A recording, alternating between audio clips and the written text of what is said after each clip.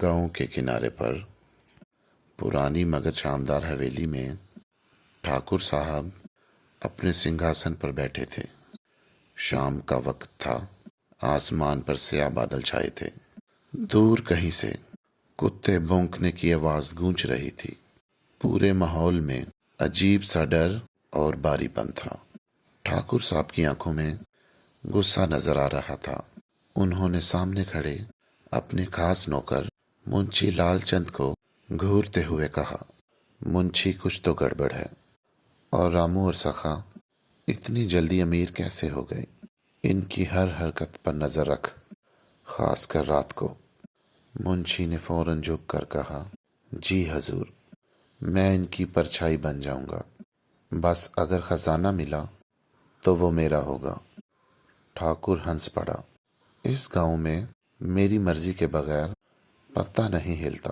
खजाना हो या जिंदगी, सब मेरा है।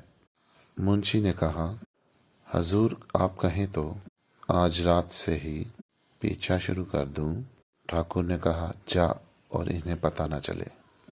शाम गहरी हो चुकी थी। गांव के किनारे पर एक बड़ा बरगद का दरख्त था। इसके नीचे रामू और सखा बैठे बातें कर रहे थे। दरख्त की शाखों में चांदनी हल्की हल्की लर्ज रही थी। पत्तों की सरसराहट के पीछे झाड़ियों में मुंशी लालचंद छुपा हुआ इनकी बातें सुन रहा था।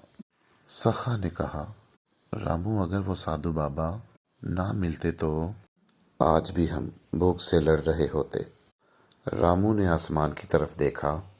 बाबा ने सच कहा था सखा, लालच मत करना। हमने आधा खजाना वहीं छोड़ दिया, इसलिए हमारी जिंदगी बदल गई। सखा ने कहा, हाँ, हमें जो मिला वही काफी है।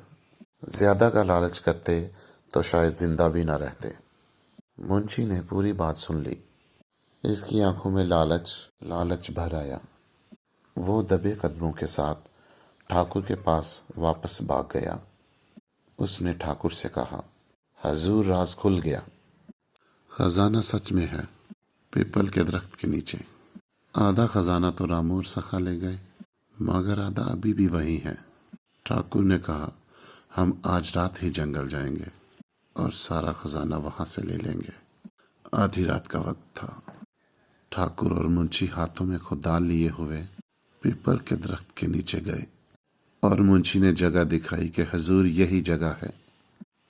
फिर दोनों ने खुदाई शुरू कर दी। अचानक खुदाल किसी सख्त चीज से टकराया। ठाकुर ने गौर से देखा तो एक संदूक था। उसने संदूक को बाहर निकाला और खोला तो इसके अंदर हीरे चांदी जेवरात चमक रहे थे। मुंशी ने देखते ही कहा, हजूर सोना, इतना ज्यादा सोना?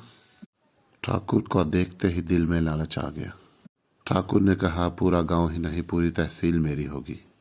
कुछ महीने गुजर गए। ठाकुर ने खजाने से बड़े बड़े कारोबार शुरू किए। जमीनें खरीदी, सौदे लिए, लेकिन हर कारोबार डूबता चला गया। नौकर छोड़कर चले गए। हवेली टूट फूट गई। एक दिन ठाकुर टूटी चारपाई पर बैठकर सर पकड़कर रोने लगा। उसने मुंशी से कहा कि मुंशी ये क्या हो गया? मेरे पास तो बहुत सा खजाना था, फिर सब कुछ बर्बाद कैसे हो गया? मुंशी ने डरते हुए कहा, हजूर, साधु बाबा ने कहा था लालच मत करना वरना सब कुछ छीन जाएगा, मगर हमने इनकी बात नहीं मानी। ठाकुर ने गुस्से से चीख कर कहा, चुप हो जा, सब तेरी वजह से हुआ है। दूसरी तरफ गांव में रामू अपने बेटे राघव के साथ खेल रहा था।